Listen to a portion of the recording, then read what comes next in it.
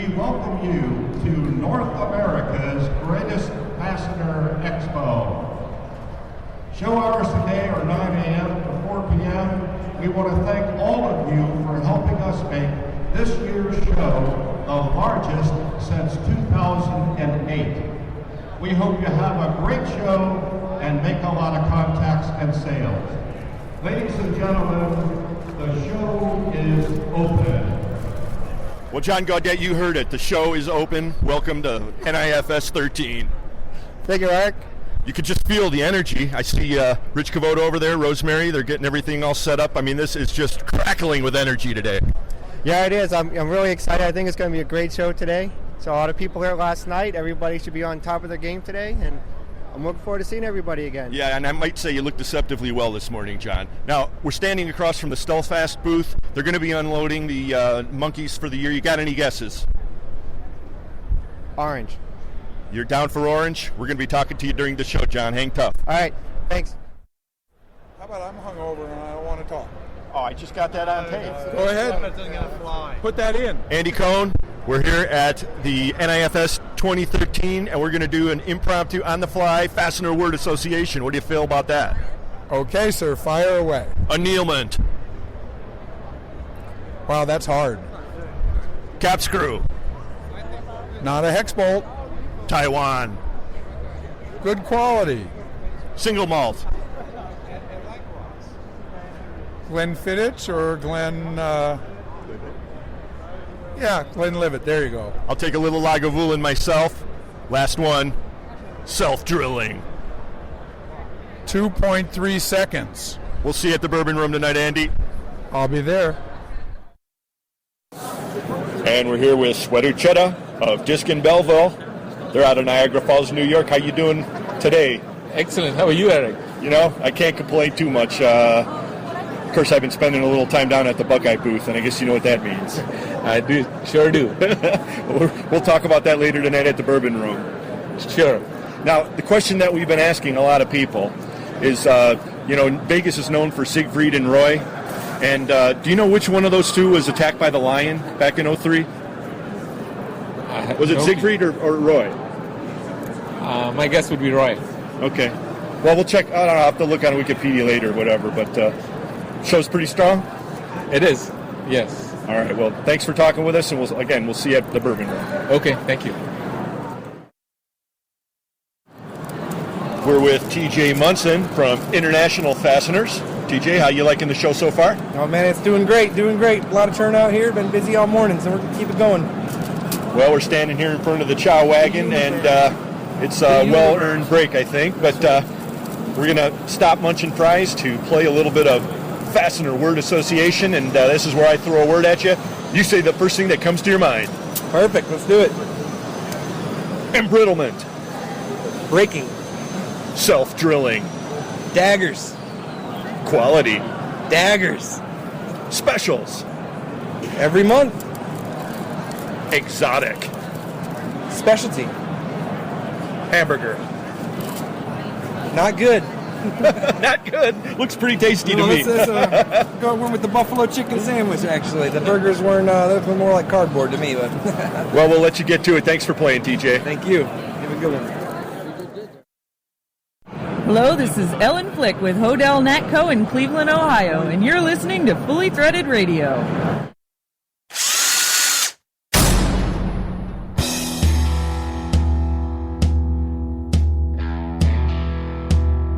It's time for Fully Threaded Radio.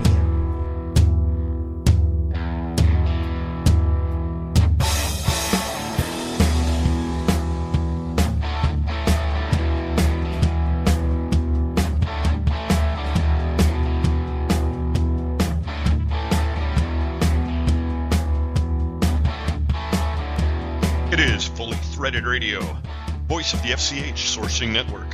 This is online, on-demand, predominantly Fastener-related internet talk radio, and we're so glad you clicked in with us today, everybody. I'm Eric Dudas, and the co-host of Fully Threaded is the grand poobah of online fastening, and a guy with an amazing stash of avant-garde netwear. He's Brian Musker. Doing all right, Brian? Stash, I was terrified you're going to say for a moment. Well, you were looking very sharp there in the booth this year in Vegas, Bry, and of course Lynn was looking lovely as always. But that tie you had on Thursday, man, that was a knockout. Yeah, I usually drag out a special tie, so I know that I'll wander over and say hi to Marty Hennebury from Screws Industries, who always gets a kick out of whatever I manage to drag out. He's a tie aficionado, is he? On other people, probably. Well, I'd like to thank everybody who stopped by our booth at the Vegas show this year. And, every year it's the same. You see so many people, but you miss so many people you'd like to see as well.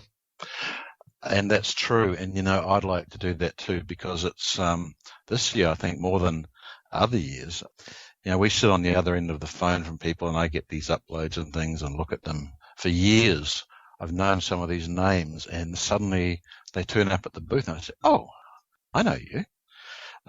We had that in a number of cases. So if you stop by, really thank you for doing that. It's great to meet people that I haven't met before. And if, I was caught up with someone else and you tried to say hi, then thanks for at least trying. We'll catch you next year, okay? But it's good to see people, and we had a lot of energy around our booth, and that's pretty good. That's a good way of saying it. It was a real positive experience, and, it goes to show that if you burn up the phones in advance, people will come, and that's what we do, and we always try and keep that energy level high. Of course, we do have an advantage, and that is this very podcast, and I think a lot of people tune in, and we've got a growing audience, and we sure do appreciate that too, folks. Yeah, we had a lot of fun with listeners at the booth. They usually sort of wandered by to try and work out who actually is behind this weird accent. Is it someone from outer space or not? So things were going pretty good for us. I'd have to agree with that. And this is episode 73 of Fully Threaded Radio. We're publishing on November 14th, 2013. Well, the Vegas show is over for another year, and on today's episode, we've got some in-depth coverage for you. So if you didn't get a chance to attend, or if you were there and you simply don't remember any of it, this will give you a flavor of what went on. And if you were there, then this will be a good recap for you. The FDI heated up a bit, Bry, after a pretty lousy September reading on the Fastener News Report. Mike McNulty will be covering that with Holden Lewis of BB&T Capital Markets. And Mike also has a great back page report today that discusses the 50 most important developments since the invention of the wheel. You won't be surprised to learn that fasteners are right on the mix in that one. Well, that we have no idea how long a span that is, but it's many thousands of years, apparently. True. We'll also be talking to Paul Vittori of the Socket Source. He has some reactions to the Vegas show and the BBI deal. He's also got a new operation in the works, and he'll talk about that a little bit. Plus, we have a few more snippets directly from the show floor at the Sands Expo Center. So it's a pretty full episode today. Yeah, this is, so we can say, more predominantly fastener-related than usual. Precisely. Yeah, of course. The title sponsors of Fully Threaded Radio are Stelfast, for service you deserve and people you trust. It's Stelfast. And Trinity Hardware Headquarters, for parts done right. Also, Buckeye Fasteners, Fastenal, Volt Industrial Plastics, and Solution Industries, home of Solution Man. We'd like to thank all our sponsors, and we're very glad to be associated with such a great group of companies. And we're also glad to have each and every one of you listening in today. And we'd be glad to hear from you anytime. You can get with us at the email address ftr@fullythreaded.com. We're also Twitter users, and the handle for that is Fully Threaded. Hey, we've got a few messages to play. Then we'll get right back with you to put a wrench on this one. So stick around.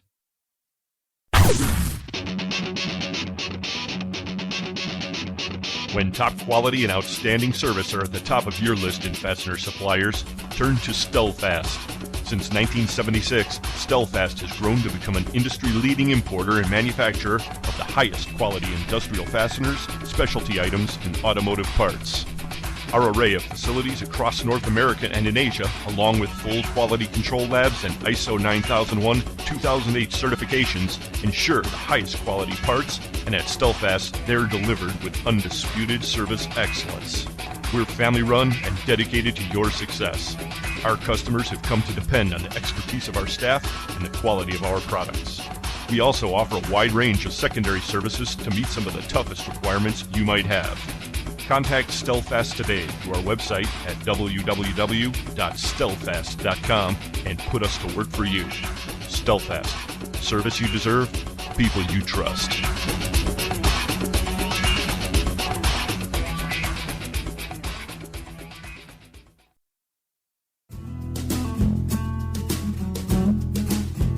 Looking for package fasteners of all kinds? How about specials or unique parts that no one seems to carry?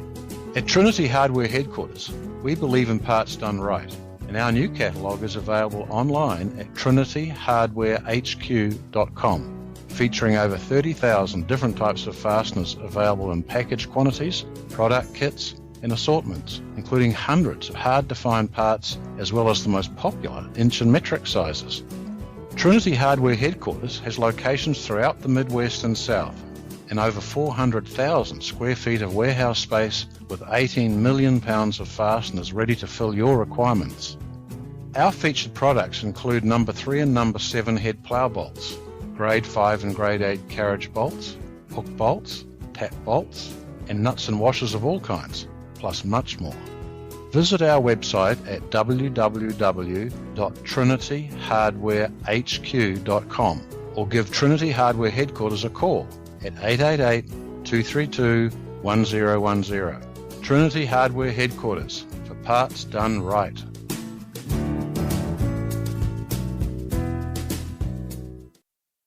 Since 1905, Buckeye Fasteners and the Ohio Nut and Bolt Company have been supplying the world with high-quality fasteners.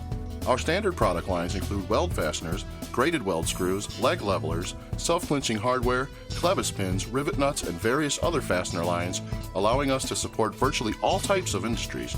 We have complete custom manufacturing capabilities in low carbon, medium carbon, and stainless steel materials, and our quality systems are registered to ISO standards. Our on-staff engineering department can assist you with product development and provide total technical support. Our knowledgeable sales team members offer superior customer service and are here to answer any questions you may have regarding our products. Having a hard time finding a part? Let our sourcing specialists do the work for you to locate those items. We offer competitive pricing with typically smaller minimums and shorter lead times. To find out more about Buckeye Fasteners, please call us at 800-437-1689 or on the web at buckeyefasteners.com. Buckeye Fasteners, more than just weld. I don't have time to look for the best price for a socket head cap screw zinc plated with a patch. Solution Man can. Let me handle all of your secondary processes, and I'll even ship the finished product. One price, one purchase order, one invoice, and one shipment equals one solution. Visit the Solution Industries website for details at solutionind.com. Solution Man, you're my primary source for secondary processes. Good one.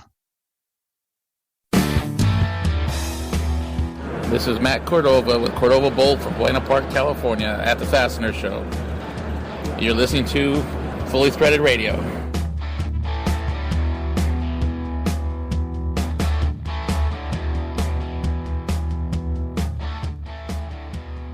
Well, it's 12 o'clock here at NIFS 13, meaning that there's going to be a stampede to the Buckeye booth very shortly as they tap the old rusty bolt. Standing with me here is the branch manager of Fasteners, Inc.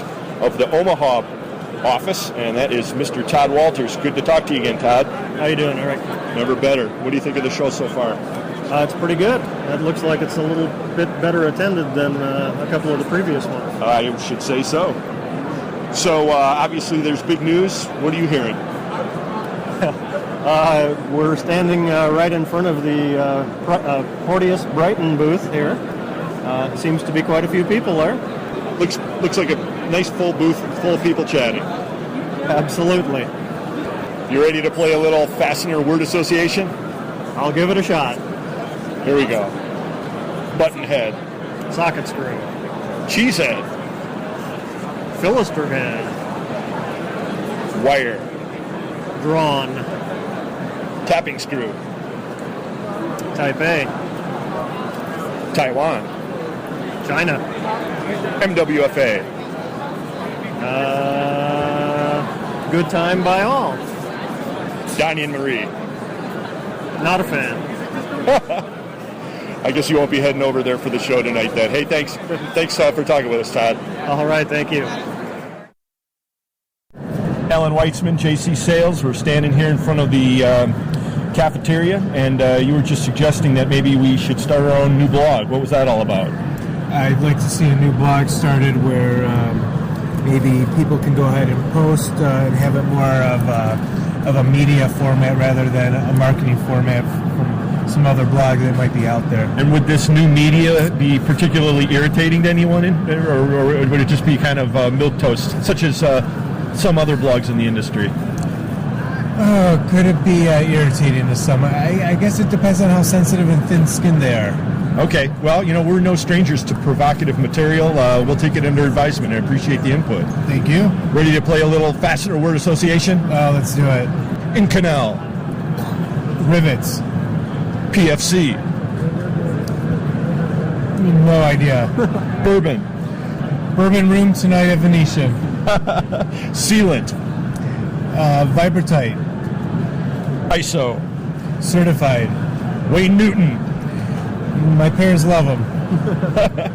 Thanks for playing, Allan. Thank you. So we're here with Mike McNulty of Fastener Technology International. Mike, we're at Vegas 2013. Usually you're doing a more serious segment on the show, but we wanted to give you a chance to sound off. What do you think of the show so far? So far, so good. Pretty good traffic, good atmosphere, and good attitude on all the attendees so far. Now, you're a big news guy. Did you get wind that Wayne Newton's boat sank on Lake Mead the other day? No, I didn't hear that. Yeah, he was conveniently out at Bora Bora, out of the country at the time, so I don't know, a little suspicious if you ask me. Yeah, maybe an insurance scam. We don't know. We would never imply that, but I guess we just did. Yeah, so Obamacare. we better get on to a little Fastener word association. What do you think? Sounds good to me. All right, as you know, I'll throw you the word. We'll see what you come up with. You can't say fasteners to everything, right? You can't, although we know you're focused very much so on that subject. Okay. Double-ended stud. Fully threaded radio. Nice. Annealment. Annealment? I just said that. Heat treatment. That's 2 words. Heat treatment. Stealthfast monkey. Purple. Fastener news. Focused. Mike, thanks for playing. We'll see you at the Bourbon Room. All right, see you tonight. Well, my friend Marty Nolan from RL English came over to the booth and suggested that we get over here to Locknut Technology, Inc. Roy Mott's the proprietor out of Addison, Illinois, and he's got a very unusual machine. I think Marty was right on this one. Roy, what is this contraption?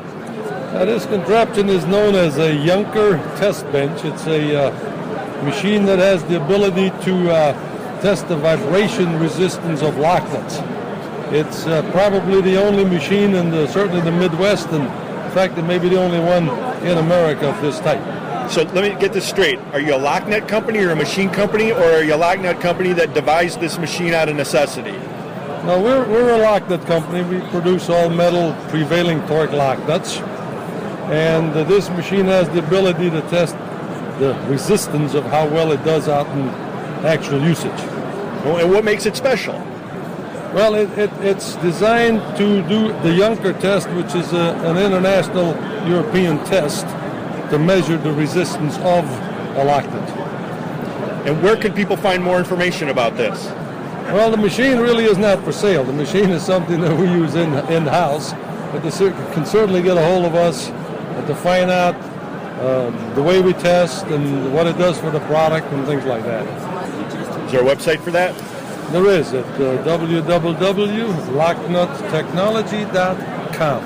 Now, there was another question we were asking people on the floor here in Vegas. Siegfried and Roy, one of those guys was attacked by a tiger some years ago. Do you happen to know which one it was? I think it was Roy, yeah. Okay, another one down for Roy. All right, we'll get to the bottom of this eventually. It's not because your name's Roy, is it? Wouldn't be anything to do with that. No. Okay, good call. Nice talking to you. Okay, thank you. Well, Rob Lucas just rolled up to the Fasteners Clearinghouse booth. Hey, congratulations on your episode 72 performance. Are you getting any feedback on that, Rob? I would say the feedback's pretty good. I would agree. Yeah, I can't complain. I'm happy with it. I think that the word is out. We'll see what the feedback is here at the show. There's a lot of buzz, isn't there? A lot. Everyone's talking. It's the news, obviously. It's the show. Want to do a little quick Fastener word association with us? Sure. Turkey baster. Thanksgiving. That's turkey baster. See how he tried to turn the tables on me, Mike? All right, what do you got? Go ahead. Let's try it out. All right, we're going to do a quick one with you. One word. Okay. Taiwan. Kaohsiung. Thanks for playing. We're back in the Buckeye Fasteners booth. The Old Rusty Bolt has been tapped. We're here with David, the bartender, and we're also here with the traveling salesman, inventor of Old Rusty Bolt, or should I say master brewer, and of course Larry Kelly, the guy bringing it to the fastener industry in a big, big way. They're now toasting. We're helping you out here. It's theater of the mind, everybody. How would you describe this traveling salesman? What kind of a brew do you have here? Full-bodied amber beer, I would say this brew, this batch came out. I've heard that it's a little higher than your typical brew in terms of alcohol content. Is that true? Yeah, it is a little bit for the fastener industry. Larry, is this helping you sell more fasteners? That's certainly getting people to come to the booth, so hopefully that'll translate into some business. You got a kind of a nice crowd here. I think they're all ready to spend some money with Buckeye. I hope so. David, are you pouring them tall? We're pouring them tall and cold and fast. You look like a professional. I'll leave you to your work. Good job, man. Thank you. Thanks, take care. I think one more reflect.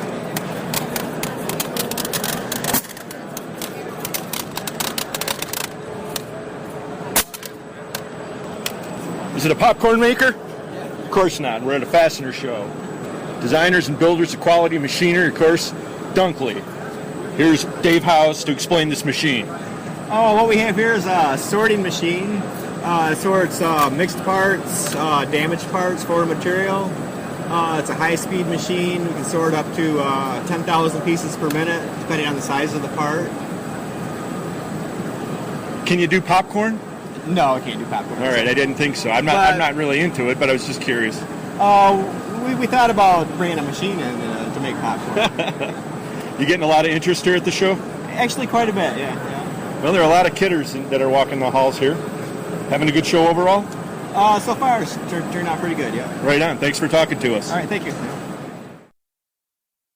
Well, Bri, those were the sounds of this year's show, and I think it's pretty clear the theme this year was the overall positive mood, the strong attendance, and of course the big BBI PFC story. Yeah, there was a buzz going on at the show. Some of it was about the BBI Porteous thing, and others was just the great buzz of the background noise of so many people there. I mean, there was just clearly more attendees there this year. And we appreciate everyone who joined in on those clips and played Fastener Word Association and generally jumped the shark with us on those. You know, some people, they think the industrial fastener business can tend towards the dry side, so, you know, we're here to mix that up a little. You mean most people think that? So we mentioned at the top of the show, Vegas goes by so fast, and you miss seeing so many people you'd like to catch up with. Paul Vittori from the Socket Source was one of the guys that we did not connect with at the show, but fortunately, we've got him on the line now. Hey, Paul. Oh, cool. Hi, Eric. Hi, Brian. How you doing? Good. Well, it was a great show, bell to bell for us. I mean, we were busy, and you got a lot of things going on over there at the Socket Source. Fill us in. Yeah, the show, I've been to probably all of them, even when they were in Columbus, Ohio, the very first one. And, wow.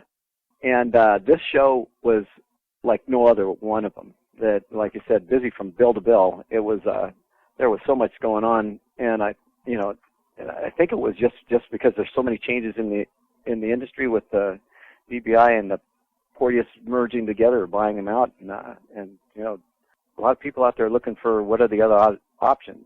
Kind of a crazy headline, wasn't it? Better together, and I'm not really sure that slogan is going to turn out that way or not. on the socket source, I've been in the industry a pretty long time, formerly with a company called SockPro, but we've basically are an importer of socket products, standards and non-standards. We can compete with anybody out there, and we also have a lot of machinery where we do a lot of specials, and we got 72 drill machines and 6 or 7 lathes, and where we can do all kinds of different kinds of drilling and customizing of fasteners. And then about a year ago, we started buying cold heading equipment, and now we're manufacturing. It's one of our big projects that we've been doing, and so that's at the show. That was really popular because our product group that we're manufacturing is dowel pins, and steel dowel pins, stainless steel dowel pins. Okay. So this is your own little attempt to start reshoring. Well, they've always said that, that fastener distributors and manufacturing are two separate animals, and fastener distributors that try to get into manufacturing don't usually do a pretty good job. And I can see, now that we've been down this road for about a year or so, that it's not that easy. But I've been pretty fortunate to be able to get to where we are right now. And dowel pins in the United States, and I actually think worldwide, are kind of at the bottom of the totem pole when it comes to the fastener family. All the different families of fasteners out there, the dowel pins are kind of the most insignificant group. But there's not anybody really out there doing a good job at it. So that's why we ended up getting into it. Now, what do you call doing a good job? Doing a good job relative to manufacturing to proper standards, or marketing them right? What's it? Well, making them. So manufacturing is all about production. Can you have enough production to be able to make your manufacturing work for you? And so, we've negotiated steel prices and heat treating prices, and we got a good supply of material. And by the way, it's all domestic. It's melted and drawn here in the United States. Our alloy steel products, and they're and we've now got cold heading equipment manufacturing in good production quantities that allow us to be able to bring this product to market and be able to service the fastener industry with it. So that's kind of been the goal, and it's taken us a year and a half just to get to this point where we are today. Oh, I mean, that's good to hear, because I'm sure the manufacturing facilities in Taiwan and China are making sure that you don't succeed at it. It's not. They don't manufacture dowel pins in China. And there's one company I believe that does it, but they have exclusive distribution through somebody else, and so you can't buy them out of Taiwan.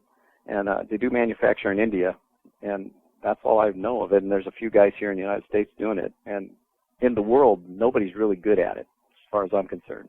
Huh. So there's kind of like, I think this is a little niche area where we can get and be really good at something and I think it's a difficult product for most companies to get this product. Wow, well, that's good.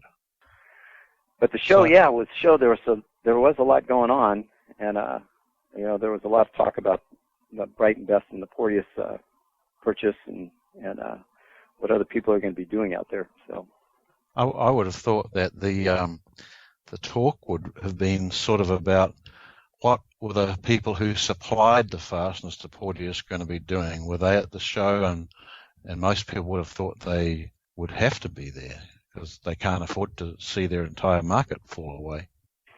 The fastener industry has changed over the years. Brian,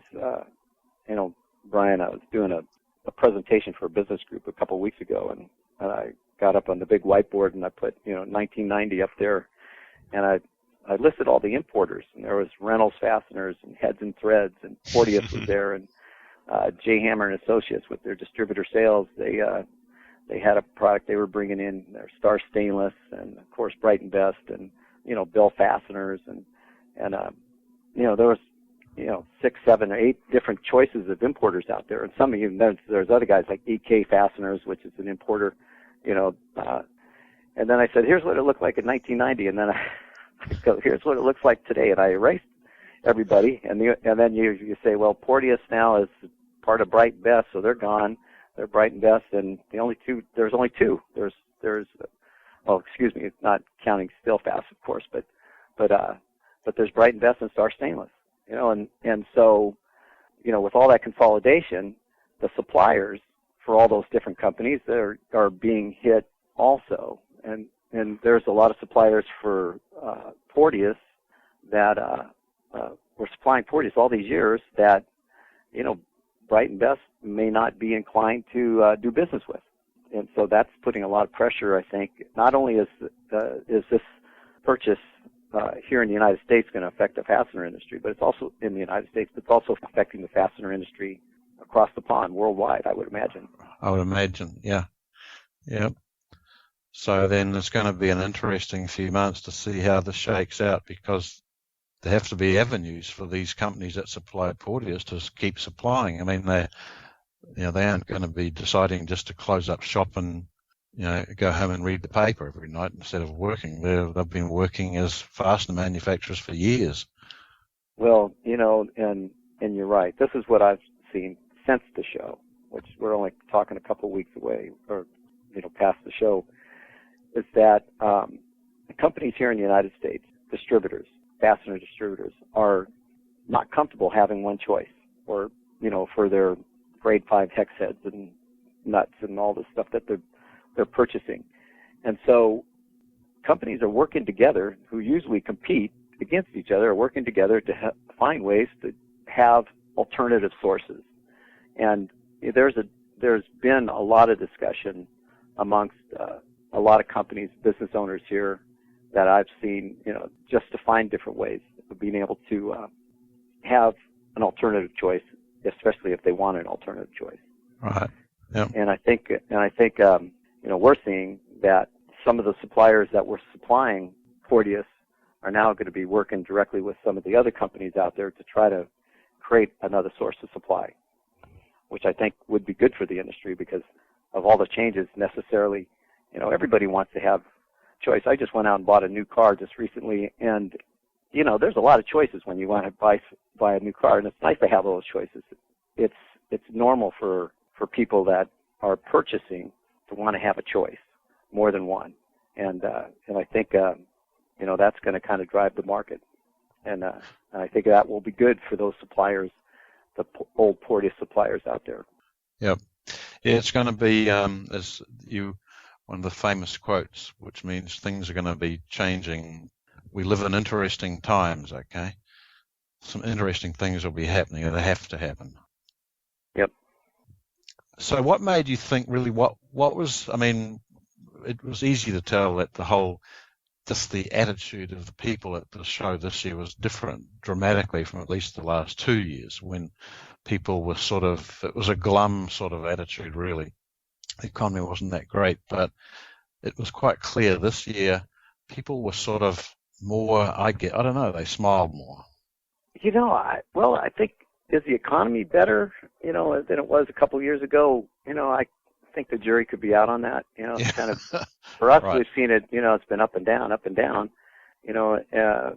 not much improvement since 2010, but it's been steady. But I think also the attendance at the show increased dramatically when people were learning about this purchase from Bright and Best and Porteous. I think that created a lot of interest in going to the show, because there was a lot to talk about. This is big. This is a huge thing for the industry, and I think that brought a lot of. I think attendance was up, and I think people had a different attitude, and they were like looking at it maybe as an opportunity. And so I felt at times that we were so busy at our booth that I'd never seen anything like it before. Yeah, we had a pretty hectic time too, but I'm glad to hear that. I couldn't quite work out what was the real cause of it, other than the fact that people love talking to us. That's why they'd come to our booth. But or they usually want to see who's this guy with the funny accent, really, okay? But it's interesting. It was just a different attitude, and I couldn't quite figure out why. But if you think one of the reasons was that because people were There was something going on in the industry that was, they could all talk about. There's could be right.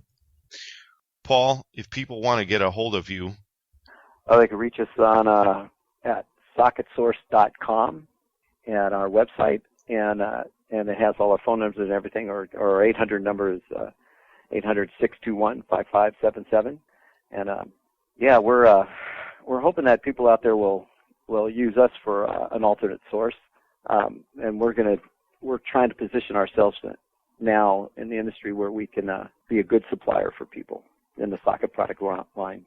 There's not too many companies out there still specializing in socket screw products, but few that are left. Right. So. Well, I have to tell you that you have a very impressive website. Okay, so someone put a lot of attention into your new website. Yeah, we're going to be, and we're upgrading that all the time, and we're hoping to have where you can go online and check status and pricing. We're looking at launching that at the first of the year, so we're pretty excited about it. Wow. Okay. Well, it looks pretty good. I was just running through it. This is a step up from most of the Fastener websites. Well, Paul, we're happy to have you join us on Fully Threaded Radio. You're doing a great job, and look for us online. You guys are doing you're becoming the voice of the industry, and I think it's something I look forward to getting every month, is to see, what are people talking about out there, and what are they thinking about our industry, and you guys are now facilitating that voice, and it's really great. You're doing a great service to the industry. I think this is great. Paul Vittori, you run the Socket Source. You're also running a new dowel pin manufacturing operation, and we very much appreciate those comments. We really do. Hey, Paul, thanks very much for joining us. It's Fully Threaded. 2 men, 1 server, a fastener dog, and a stunning lack of more lucrative alternatives. It's Fully Threaded Radio.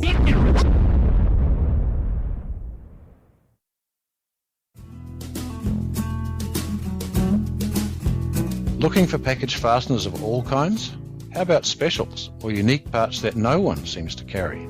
At Trinity Hardware Headquarters, we believe in parts done right, and our new catalogue is available online at trinityhardwarehq.com, featuring over 30,000 different types of fasteners available in package quantities, product kits, and assortments, including hundreds of hard-to-find parts as well as the most popular inch and metric sizes.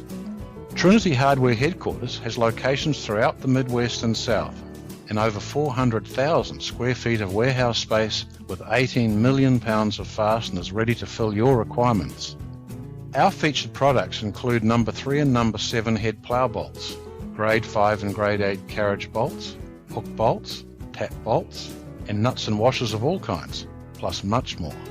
Visit our website at www.trinityhardwarehq.com or give Trinity Hardware Headquarters a call at 888-232-1010. Trinity Hardware Headquarters, for parts done right.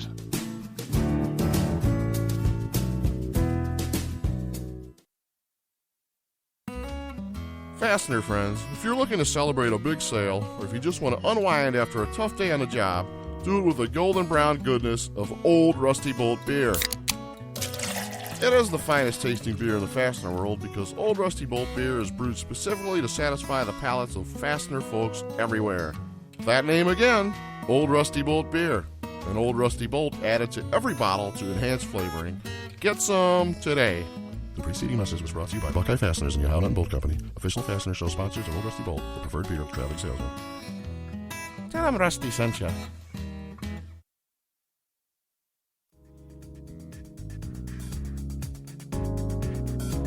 Business is all about relationships. Relationships with our business partners, customers, suppliers, banks, employees, and our coworkers. Where do you go to get advice on the challenges you have with your business relationships? Hi everyone, this is Tom Buddenbaum with Technology Components Southwest and the NFDA. The National Fastener Distributor Association has hundreds of people who share your concerns and your values, and probably some of them also have experienced your challenges. Get advice, ideas, and inspiration from people who understand your business. participate in the NFDA. Visit our website for details. Website nfda-fastener.org or give us a call at 714-484-4747.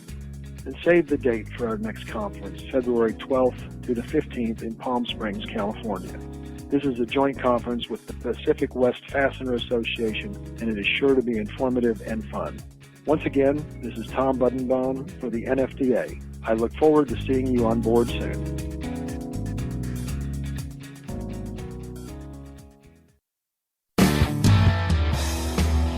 This is Don Carr with Stealthfast Incorporated, leader of Fully Threaded Fasteners, and you're listening to Fully Threaded Radio.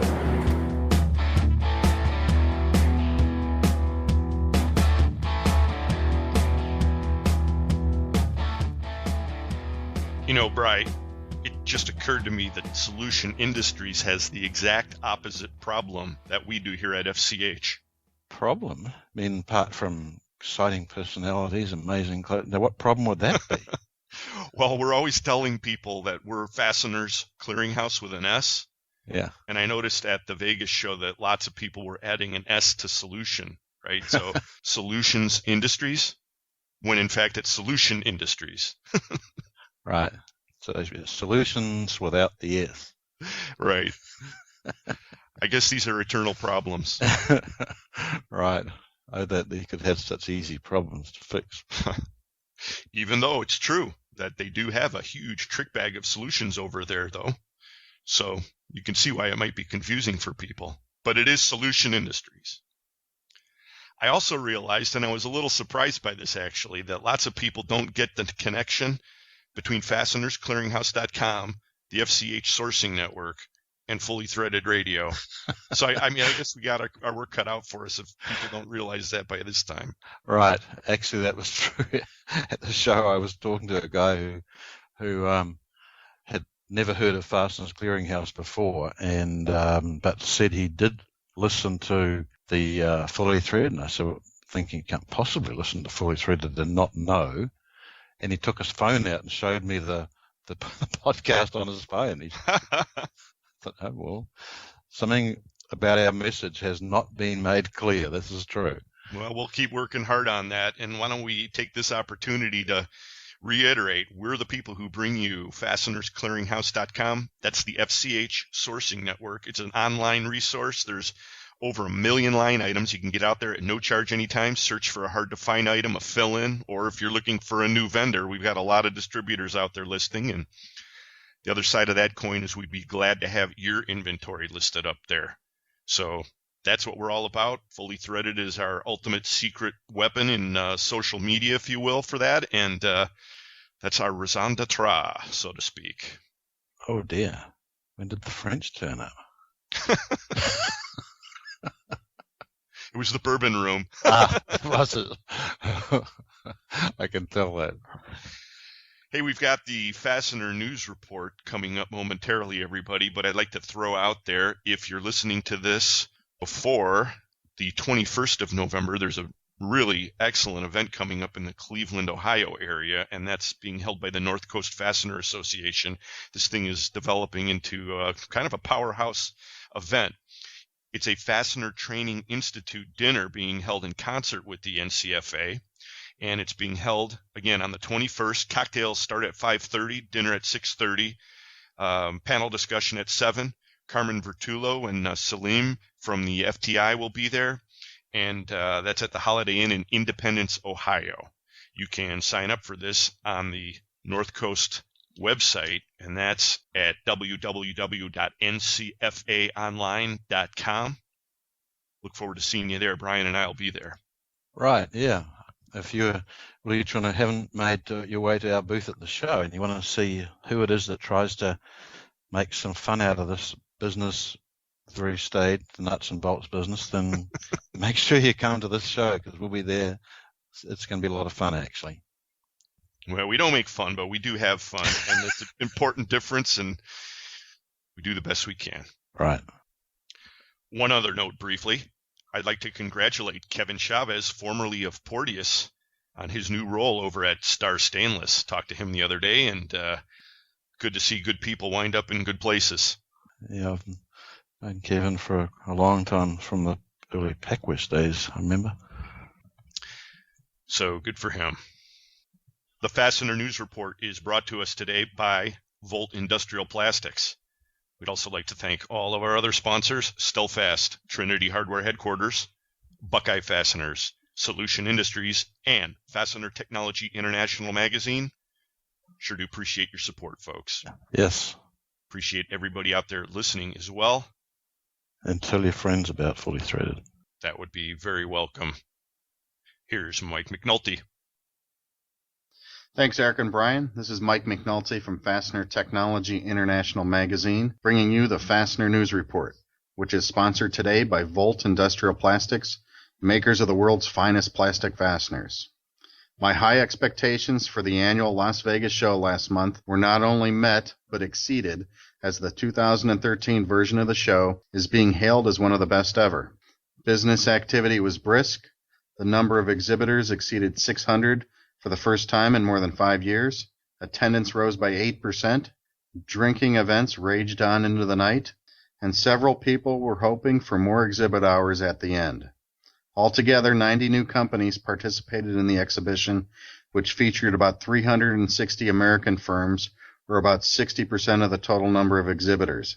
The rest came from 17 other countries. The top non-USA countries were China, Taiwan, India, and Korea. These 4 locations accounted for 37% of the exhibitors, and the final 3% mostly came from Europe, Canada, and Mexico. Las Vegas in the fall is clearly the go-to place if you are interested in focusing on fasteners, like me. Now here's today's Fastener News Report. In our top story, we're going to get the rejuvenated October 2013 results of FDI, also known as the Fastener Distributor Index. Also in today's report, we have newsmaker headlines from the TriMas Corporation, Mac Fasteners, Southco, A. Raymond, Advanced Components, BM Rebuilders, and the Fredonia Group. We also have a back page report on the 50 greatest breakthroughs since the invention of the wheel. We will get to all of that and the Fastener Distributor Index results for October right after this. Hi everyone, it's Brian Musker. If you're listening to Fully Threaded, then you're no doubt aware of the FCH sourcing network found at fastenersclearinghouse.com. You've probably also heard about our legendary scrubber software that makes listing your inventory on FCH a snap. But have you heard about the new FCH SmartLink interface?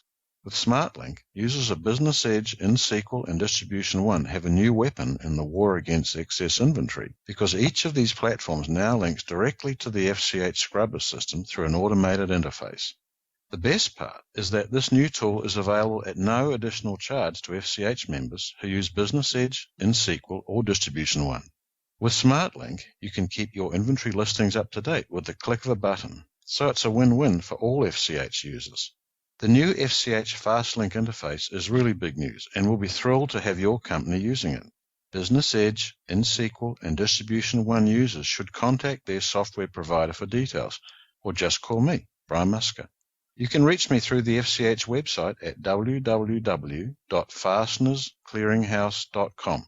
That's fasteners with an S, and the S is for scrubber.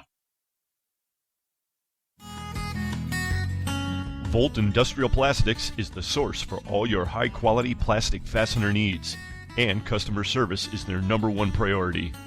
With almost 1 million fasteners in stock and same-day shipping on stock items, Volt Industrial Plastics carries inventory so you don't have to. Volt manufactures everything in-house from over 125 different materials, and they're proud to say 100% of their products are American-made. And of course, custom tooling and in-house bagging is available. Contact Volt online at www.voltplastics.com.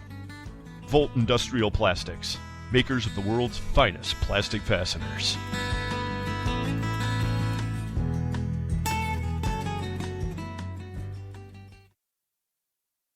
For a selection of hundreds of thousands of fasteners, check out your local Fastenal store or Fastenal.com. We can stock domestic or internationally sourced product locally and keep your bin stock filled for you at no additional expense. We are a 9001-2008 certified company that's made a huge investment in quality control so you don't have to. And if you can't find it on our shelf, we can make it for you at the quantity you need at one of our many manufacturing facilities. Learn more by contacting your local Fastenal store or visiting fastenal.com today.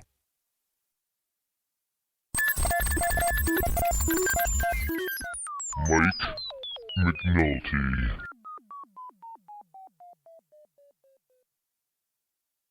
In October, the FDI rebounded nicely to 52.7 versus 45.4 in October.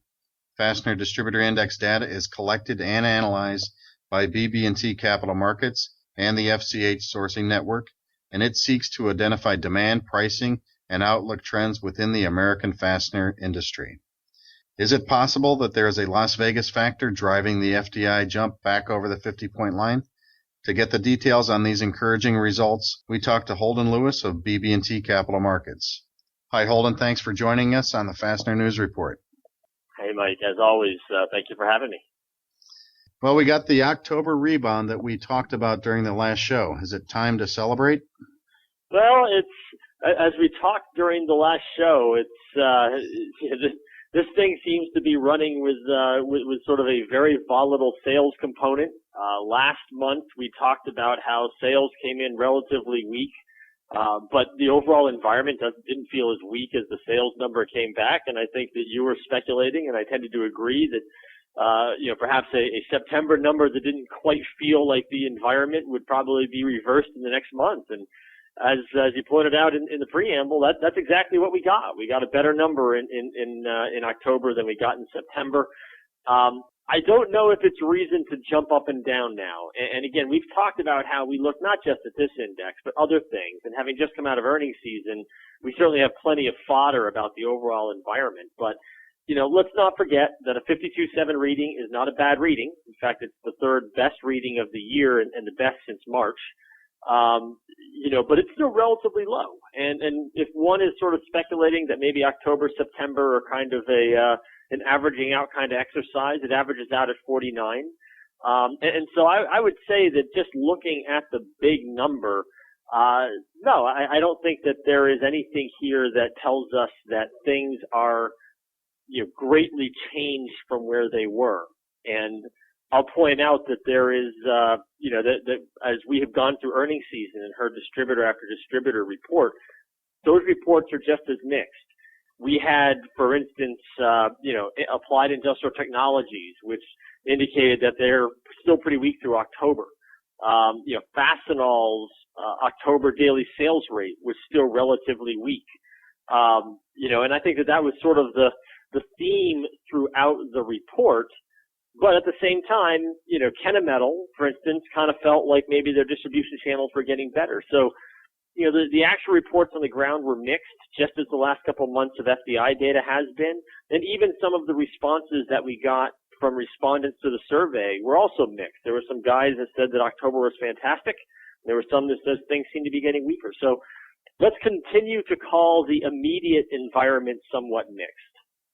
Yeah, it's definitely the seesaw effect. And the number that really jumped out to me was that the sales number component went up huge. It was like a 30-point increase over September. So maybe you had September was, understated, and this was a kind of a correction here, but that was a really big swing.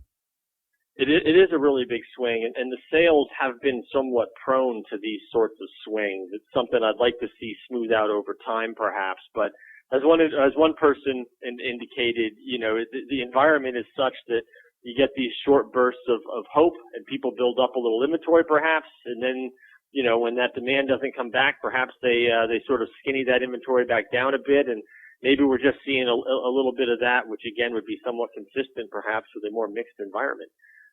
But we have just gone through maybe what sort of the big number tells us. I will say that if you look into some of the details, dig below the big FDI, dig below the big sales number, look at some of the other items, I have to say, those looked like they would probably could be considered mild improvement. And to give you a sense of what I'm talking about, obviously, employment came in at 53.6. That's the best reading since June. It's obviously always good if people are more inclined to be hiring than otherwise. And so I think that that's a mild positive. But if you look, for instance, at customer inventories, people have been talking about those being too low now for quite some time. And this month was no change, with a 39.3 reading being well below 50. But not lost on me is that even though it's below 50, so people think that inventories at the customer level are still too low, the 39.3 is the highest reading since March, which means they think they're too low, but they're probably not as low as people have felt they've been in the past 6 months or so, and that might suggest a little bit of a pickup, in inventory in the last month. And so, we have seen a little bit of movement under the surface, but it very well could be a precursor to some better data if we can get some follow through here. Yeah, it'd be nice to see to put a string together of some positive things like I know you track also in the report the PMI, and you've had, from June through October improving PMI numbers every month. That's for sure. And I think the PMI's got to get into a critical level because we've now had 4 months of the PMI sitting at around 55 or better. And my work on the PMI suggests that the PMI tends to lead industrial production by between 3 and 6 months. And so our position has been if the PMI is telling us something useful, then as you get deeper into Q4, if history is any guide, then we should begin to see some improvement in the data. And again, through October, I'm going to say we really haven't seen it. Other than comparisons getting much easier, maybe a little bit of, a pickup in demand related to the end of destocking, I'm not sure that underlying demand is following what the PMI says it should be. And I think over the next month or two, if the PMI tells us anything useful, you should begin to start seeing that very, very soon. Because we've talked, I think, in this show before, there's two things this PMI can be telling us. One, it could be telling us that the industrial environment is about to get better, as this type of behavior always has. Or two, it could be telling us that certain parts of the economy are getting better, but those just don't happen to be parts of the economy that benefit most of the listeners, right? If housing is getting much better, but infrastructure is not, well, which market would most of our listeners prefer to be doing well, right? And so we'll see how that plays out. I think that it is interesting. And so you're right. We do track the PMI. That's kind of what that's telling us. We also track industrial production, and then the industrial production metric that I measure, it's worth noting that in the September timeframe, industrial production was up about 3.5%. You go back to June, and September production was basically flat. So you've seen, again, a little bit of an uptick in the rates of growth. Now, again, I think that it's more a function of easy comparisons than it is real strengthening in the underlying market. But, this stuff tends to build up. And if all of these little signs, prove to be durable and continue to add up, this is how some sort of recovery begins, right? We all know that more often than not, a decline or increase in demand is not a light switch event. More frequently, it's the buildup of a number of signals over a period of time, and it may very well be that we're in the early stages of seeing some of that. Yeah, well, let's hope so. And I'm just noticing that the sales number is actually the highest number recorded since January. So, second highest value recorded for sales in 2013. So, hopefully that's a sign of good things to come. That's true, although not that I want to dampen enthusiasm, but of course that's coming off of September. That was the lowest of the year. So. Yeah, that's true. Now I'm just adding context. Yeah, right. It has had such a bad month in September, they had to catch up. But now let me jump to the next thing, the 6-month outlook. How does that look? 6-month outlook continues to look great. Actually, 54% of respondents, so the majority of respondents think that demand will be higher 6 months from now than it is today. Now, I will say that ever since the beginning of this year, respondents have generally been an optimistic lot. You'd have to go all the way back, I think, to sort of late 12 to see to see when respondents are particularly negative. But this is one of the cornerstones, right? To the extent that sentiment is important, we have folks that you can say, at worst, don't fear a downturn in demand. And if one doesn't fear a downturn in demand, then it doesn't take much to perhaps cause them to step up and put in place that new project, buy that new machine. Once the fear is removed, now we're just looking again for that catalyst to move people to act. And whether that catalyst is time, an event, we don't know. But at worst, what you can say about those 6-month outlooks is people have consistently suggested that they are not particularly concerned that there's any downside risk to this economy. It's just what's the catalyst to get them more aggressive in terms of buying stuff, adding to capital, the capital base, et cetera. And that's what I'm taking from that. It's a good sign. It hasn't yet led to, a good string of numbers hasn't yet led to, sustained recovery. But like I said, certainly as long as people are as optimistic as these numbers suggest, hard to see, hard to see the economy turning in the very near term for the worse. Yeah, to remind the listeners that you asked for they can give 3 different answers on the 6-month outlook. They can say higher, the same, or lower. And the people picking lower it's almost insignificant. Yeah, we thought it was low last month when 6% of respondents said lower, and this month it came in at 4%. So there's just no fear. And if there's no fear, if you can just get any sort of catalyst at all, then people will begin to add to their stock and that sort of thing. But hasn't happened yet, but we'll take it as one of those positive elements. Sentiment. Can't undervalue positive sentiment ultimately. Right. Now, the supplemental question this time, I think you grouped it together with asking about pricing. Yes. So we're approaching year end, and with year end comes all of those, what do you expect for next year questions? And this month we slid one of those in about pricing. Now, we've seen pricing be pretty stagnant throughout much of this year. That's been the response of the respondents to the survey. But if you listen to a lot of companies that report as well, it's been the same picture. Companies like Grainger and MSC Industrial in 2012, they were able to raise prices at the beginning of the year with the launch of their catalogs, and then they were able to raise prices at least once through the year in 2012. In 2013, those same companies got their price increases, but they did not get any of those mid-cycle price increases. So, I'm not going to say that pricing has been weak, but the environment has certainly not been conducive to most of 2013 to capturing more price. And so the natural question is, well, what do we expect going into 2014? And I guess you'd have to say largely more of the same. About 54% of the respondents are really looking for their pricing during the year to be plus or minus 2%. So let's call it flattish, which would be a continuation and an extension of what we're seeing currently. And then a healthy third thinks that they could get 3% or better on price.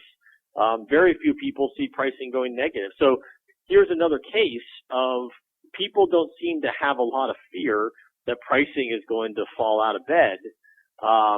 There's some that think they can probably get some extra pricing. I don't know what those circumstances around those companies are, if there's special product lines or end markets or what have you that lend themselves to that. But, it's a very similar picture to the outlook statements. Not a lot of fear that pricing conditions are going to work against them. At worst, it looks like people are kind of expecting a very mild, very, very mild pricing environment going through 2014. Well, it kind of ties in with the expectations for the next year too. So, no fear and moving ahead. Nobody's going to get wildly increase in anything, but it seems like we're in pretty good shape. I think that's right, and of course, all these forward-looking questions are notoriously they tend to weight towards the environment that people are living in today.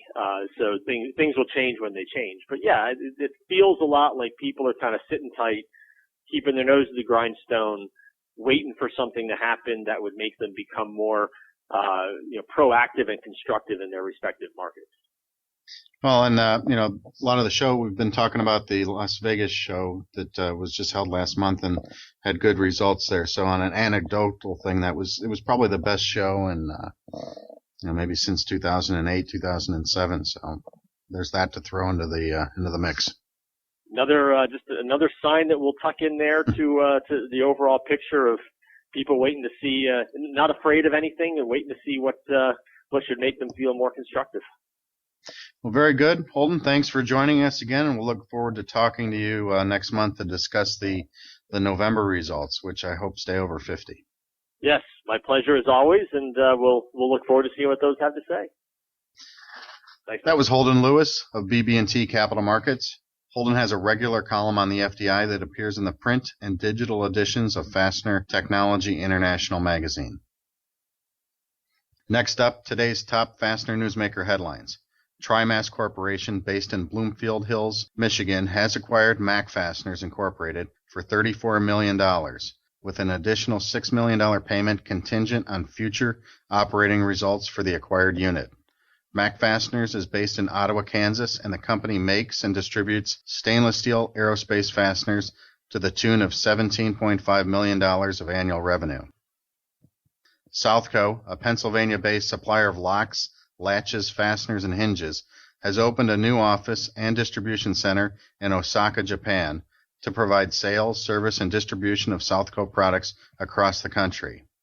The new unit will operate as a Southco subsidiary named Southco Japan Limited. Global automotive fastening system supplier A. Raymond has opened its first plant in Pune, India. With an investment of $7 million, the new factory will make plastic fasteners like rib locks, trim clips, cable straps, and tape-on clips for interior and exterior automotive panels, as well as plastic connectors for fuel lines. Advanced Components, a fastener stocking distributor based in Carrollton, Texas, has announced that Gary Cravens is now president of the company. Cravens has been with the company since 2007, serving in a number of roles, most recently as executive vice president and general manager. The former president and co-owner, Susie Cravens, will retain title of CEO, and she will continue to manage the company's financial matters. BM Rebuilders in Elyria, Ohio, has announced the addition of a third generation to the family business. Bob Munn is president, John Munn is plant manager, and now the addition of Bob's two grandsons, Paul and Sean, will ensure the future of the rebuilding and repair business that has served the fastener-making equipment industry for more than 30 years. And our top newsmaker headline is that the Fredonia Group is reporting that United States demand for industrial fasteners is expected to increase 4.3% per year to reach a $14.8 billion level in the year 2017. Gains will be supported by the rebounding automotive sector and increased growth in the construction market, as all types of construction activity is expected to make a strong recovery from the recent declines in 2007 through 2012. Fredonia also says that OEM fastener market will outpace growth in the MRO fastener sector, and because of heavy use in construction markets, standard fasteners are now expected to grow at a higher rate than aerospace-grade fasteners through the year 2017, a change from recent years. All of this information is contained in a 260-page Fredonia Group report titled Industrial Fasteners.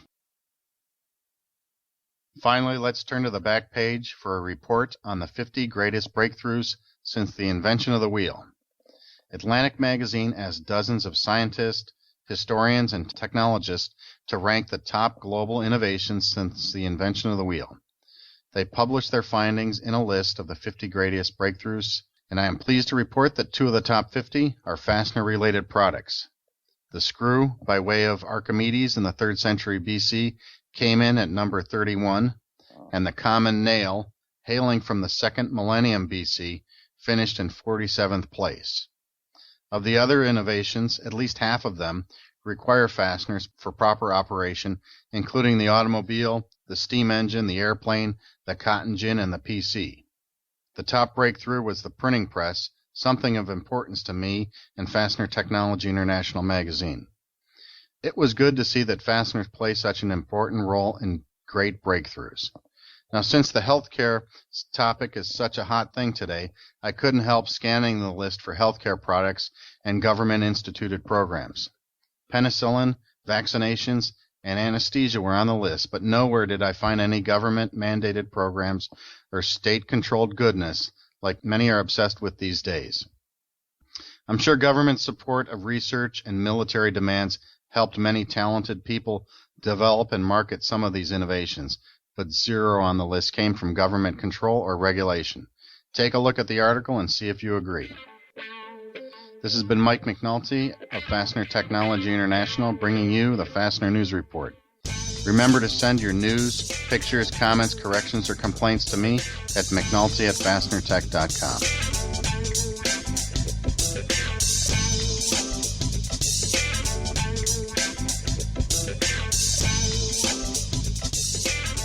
What really went down in Vegas this year?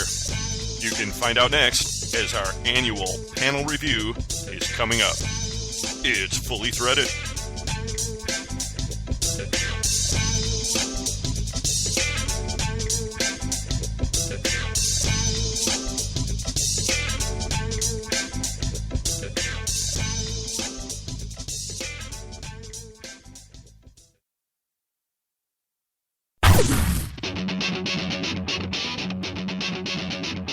When top quality and outstanding service are at the top of your list in fastener suppliers, turn to Stelfast.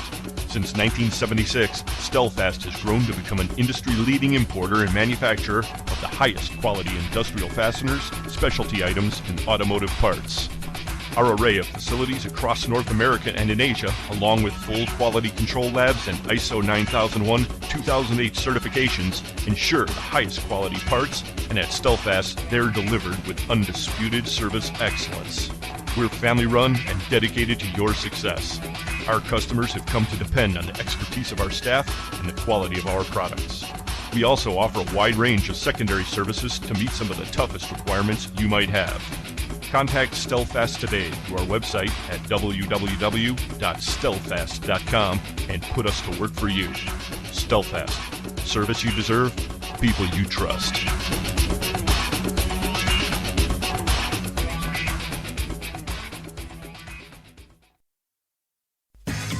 FastenersClearinghouse.com. Search and source from over 500,000 line items, or just a mouse click away and available at no charge. When the need arises, you won't find a better place to locate hard-to-find fastener inventory. It's where you need to be. This is Joe Truckee of Cal Fasteners, and Fasteners Clearinghouse works for us. This is Robert Wanzer, and Fasteners Clearinghouse works for American Imperial. This is Andy Pell from ScrewCrew.com, and FCH works for the fastener industry. Join the sourcing network now and show your inventory to a whole new market. Turn slow movers into cash. List up to 10,000 line items. Show them to distributors only or to the world. FastenersClearinghouse.com. It's where you need to be.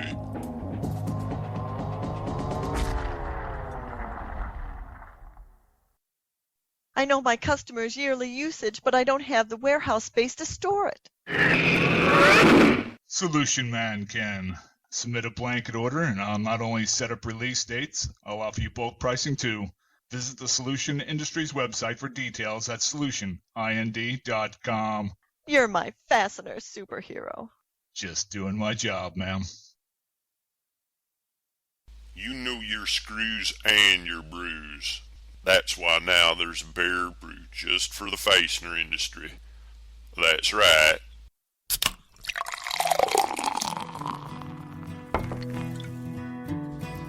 You drove all day to make that call. The beer you'll pour, it must be tall. Yeah. Old rusty bowl. Yeah. You sold those screws and bolts and nuts, and now it's time to fill your guts. That's clear. Old rusty boat. Yeah. Forget about cold filtered. Old Rusty's cold headed. For fastener people just like you. It's the beer that could have made Rockford, Illinois famous. Until we had to start importing some of the pure 100% natural ingredients that go into every batch. It's got that full threaded flavor, but with a third less oxides, so you can keep enjoying Old Rusty long after the warehouse or show floors close down for the day. That's also why Old Rusty's available in quarter kegs and now in convenient pallets, too. Keep it flowing, house. Old rusty bolt.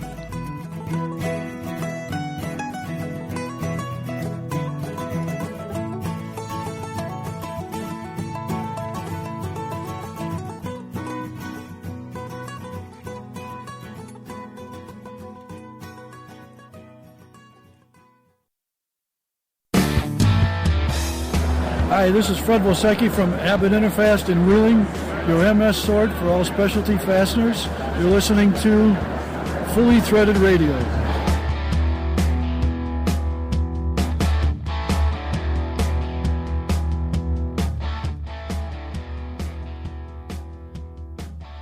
Well, Bri, it came and went, and it's hard to believe the 2013 edition of the Vegas Fastener Show is over for another year. Yep, and it was a lot of fun, even though it was a lot of work, actually. But it was a ton of activity, and I think it was much more positive than last year's one, for me anyway, though I didn't hear everyone say that. No, I'd have to agree with you. I mean, really, the only downside to it was the 36 hours of throbbing feet afterwards. But once again, the show was held at the Sands Expo Center. And we just heard Mike McNulty mention that attendance was noticeably stronger this year. I believe it was something just north of 4,500. Yep. And as is our custom on the podcast, we enjoy putting a panel of prominent show attendees together to do a wrap-up review. And we've done that right here today. We've got with us Joanne Bialas from International Fasteners. How are you, Joanne? Great. Thanks for having me on. It's a pleasure. Of course, you operate out of the Florida area, so the nice weather that we had out in Vegas, it was probably just a yawn, but man, it was welcome to us. Yeah. Do you ever go outside, though, in Vegas? Is that allowed? Well, it's a good point. I do. I walk down the street. Point well taken, however. Andy Graham of National Threaded Fasteners. You folks operate in the greater Cleveland area. Welcome aboard. Thank you, Eric. Thank you, Brian. Thanks for having me on. It was great to see you out there. And, of course, what NIFS roundup would be complete without a few comments from everyone's favorite metric teddy bear? Of course, that's metric and multi-standards, Rich Cavoto. Teddy bear? Wow. What are you going to say after that? I'm going to take that as a compliment. But thanks for having me back again, and looking forward to it. Well, it was a really good show from a lot of measures. Why don't we start with you, Andy? What were your initial observations, and what really struck your attention this year? Sure. The show for us was really good this year. There was a lot of interesting things. It's generally you see the same people, you see the same faces. Some things that stood out to me, which stand out to everybody, are obviously, you had the Lavender Stealthfast Monkey this year. You have the Buckeye beer, which is excellent, and I find myself over there toward the end of the show, I find myself over there a few times. And then I saw some other cool things. There were some guys there with some new designs of cable ties and all kinds of new things. And it's everything. It's not just fasteners themselves, built and complete. You see everything from raw materials to the finishing. I mean, there's just a lot there, and coming from purchasing, I could really utilize a lot of that. So we had a really good show, and we really enjoyed it. I hadn't heard the Stealthfast Monkey described as lavender. Very good. Everyone was calling it purple, but I like that. It's more of a pastel purple, or a pasty purple, I would say, or lavender. Well, now you're a huge photog. Of course, you do a lot of the coverage of the NCFA and so forth, and you're probably very perceptive with color and so. That's probably where that comes from. Yes, I would like to think so. Yes. Okay. I need to be. Yeah, right. Now, Joanne, I stopped by your booth, and you had a very interesting array of iPads, which initially I mistook for really high-tech bathroom scales. Well, we introduced those at last year's show, and they were quite popular, and we decided to bring them back, and we're still, trying to embrace technology in our little corner of the fastener world. But what I've discovered is if I can't really continue to sell a whole lot of screws, I can always go into iPad stand sales. We had as many people interested in buying those as screws this year. So it's kind of a fun little way to showcase some fasteners. So you had some interactive marketing material, and they were standing up on these holders and right up on the edge of your booth, and folks could just walk up and kind of go through your interactive catalog, right? Yep. And if we didn't have any fasteners for them for interest, they could always play a quick hand of video poker on there as well. Oh, very thematic. Well, when in Vegas. Ours is really boring compared with that then. Oh, come on, Brian. The Jumbo Fastener-tron? What are you talking about? But you couldn't play poker on it, though. Oh, see? I'm giving away all my trade secrets now. I know. It was good. It was a really great show. I was really happy to see, we're a strong East Coast company. So when we go out west, the last few years, there's more and more of a regional presence as, the pockets aren't as deep for spending on things like trade shows. So I was excited to see more and more people coming from all over the country again, like in years past. So each year it seems like we're getting a little broader array of attendees. A lot of blue badges. Of course, blue means gold because that means you're a distributor. So suppliers love to see that.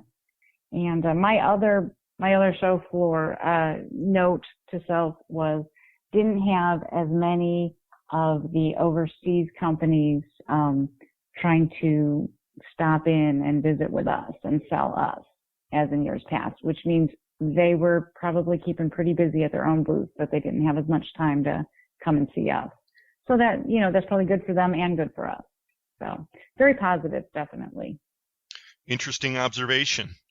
And of course, Rich, you and the Metric and Multi team were set up in your normal area, looking sharp. What did you note at this year's show? Well, I tell you what, that first 4 or 5 hours was really good, really packed. Like Andy said, you do see a lot of the same faces, but you do see a sprinkling of some new ones, maybe some new people from the same companies you see. But overall, it was great. Once that 3 o'clock bell hits, I think everyone starts, scurrying out to decide where they're going to go, whether it be the Beacon or the BDI after party or the Cambridge, which all of those we actually stopped by were very well attended and a nice job by all of those supporters. I did notice, though, the robot man in the solution industry, which wasn't sure if that was Don or John, but that was pretty unique. I'm not sure if people saw that over there, the little robo man. But it was cool. We did bring one of our guys from one of our export managers from our sister company in Germany to the show this year, and he thought it was pretty interesting. He's been to a lot of the shows throughout Europe and Far East, and this was the first time in the United States, and obviously being in Vegas, which he's never been to, was a first and a fun time for him. So that was good for him and for Metric and Multi. As far as what Joanne was saying about the regional, for the most part, you get the full West Coast, you get a ton of the Midwest and the East Coast, and then the Southeast, it did see a little bit more representation, which is good to get that going throughout the whole country and making that a, really good show for everybody. In terms of the makeup of the crowd, I didn't notice an expansion of the overseas trading companies and suppliers and stuff, because it seemed like the last few years that was on a lot of people's minds. People were talking about it. I didn't get the feeling that it had expanded anymore this year.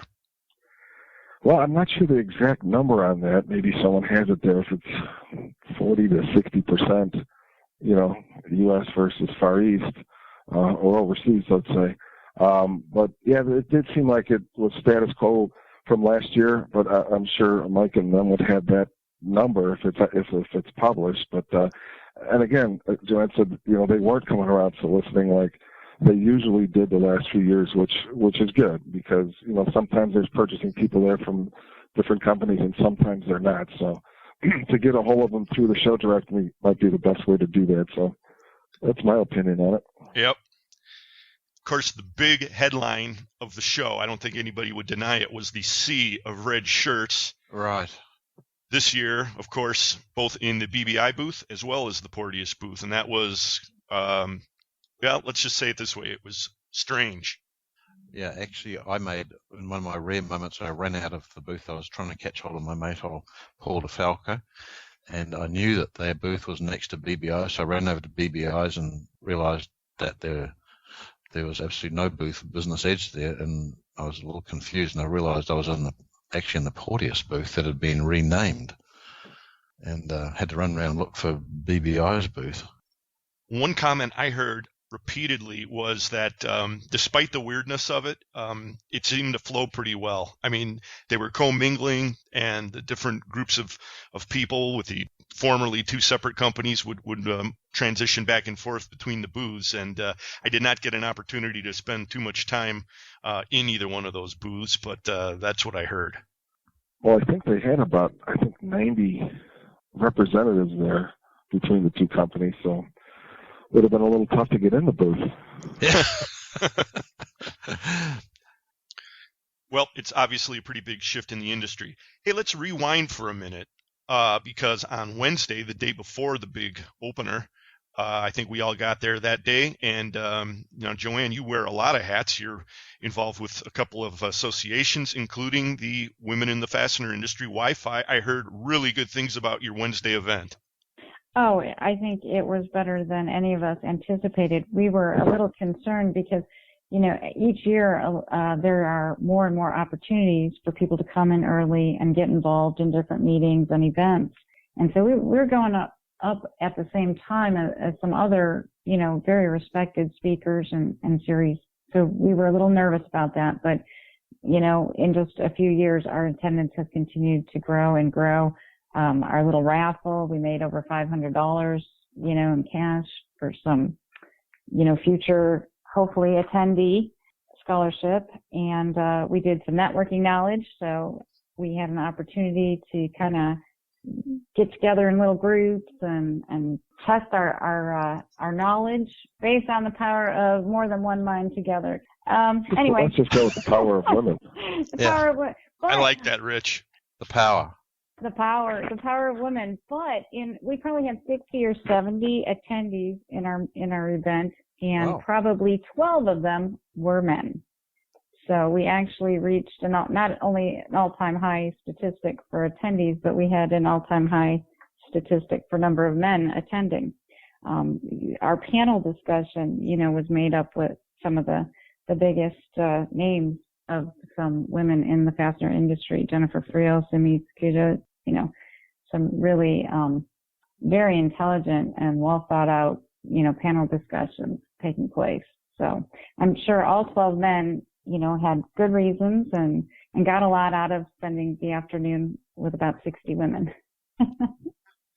Yeah, it always gets kind of touchy ground when you start to delve into that part of it, but I'm sure they all had very, very honest motives. And really when it comes down to the panel piece anyway, it's nondescript between women and men. The questions, their take on the future of the fastener industry, different markets up or down for next year. I mean, a lot of that information is not specific to women. Yeah. I'll be honest with you, since I made the questions on our little networking knowledge test, you would have been hard pressed to know, they were definitely geared towards women and or areas of interest to women. So it would have been a little tougher for them to answer the questions. But that's why they were hopefully sitting at tables with other women to help them answer the questions. But the questions were, I think what you're saying is they were strong enough for a man. Yeah, that's what I'm saying. I just couldn't resist. Now, another organization that you're involved in is the Fastener Industry Coalition. And did you scurry out of the Wi-Fi meeting to that meeting, or how did that work? Actually, I went scurrying out of the FIC meeting to make it in time for the Wi-Fi meeting. Okay. Yes, it was a full day for me. The Industry Coalition has been going on since the 80s. It never fully went away. It's just kind of coming back around, and I think we're all going to start to see, a little more press on this as to what we're all up to But basically all the associations, have a seat and a say, and we're trying to continue to bring the whole association together to communicate more and, the power of the people. Let's see if we can't, do more good things as a big group. Yes, I understand that there is a public press release forthcoming, so we'll be getting some details of that, I guess, in the near future, right? Mm-hmm. Yes. What time did you get into town, Andy? We got in Wednesday, same as you guys, before the show. We got in at about 10:30 Vegas time. We headed over to we check and we stay at the Harris Hotel, which is right next to the Venetian. So we got it's about a 10-minute walk over to the Sands Expo, 10 to 15 minutes. And we got in at 10:30.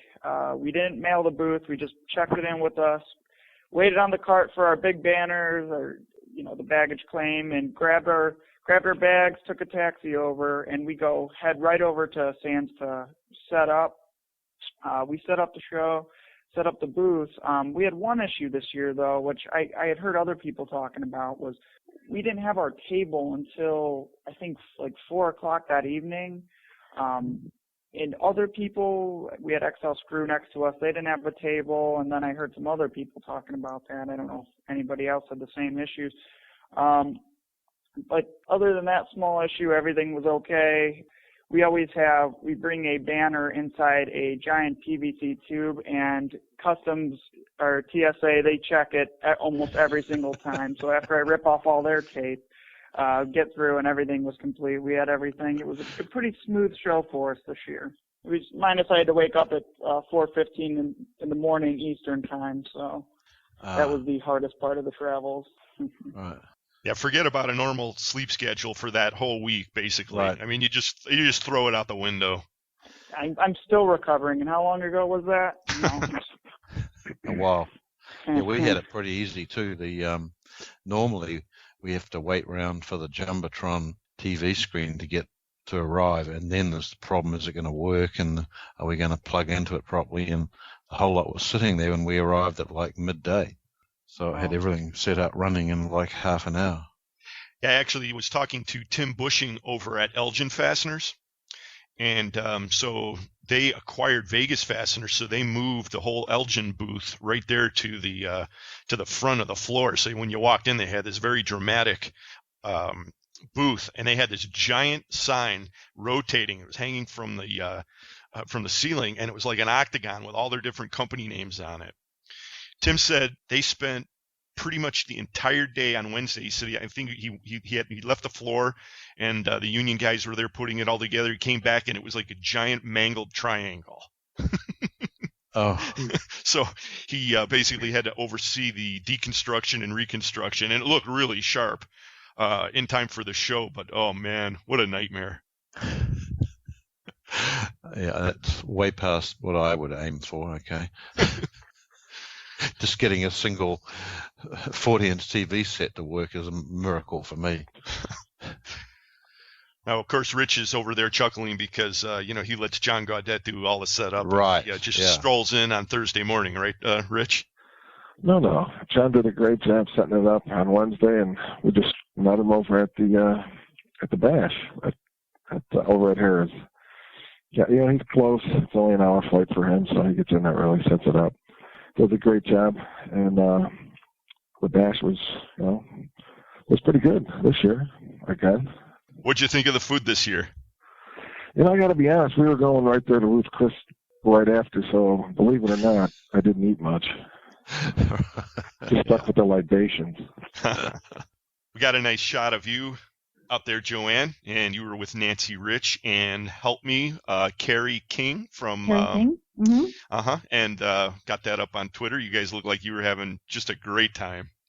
Yeah, it was nice. It was, it's too short. I wish it was just a little longer because there's so many people to try and make your rounds and kind of have a moment to visit with a few people. It goes too quickly.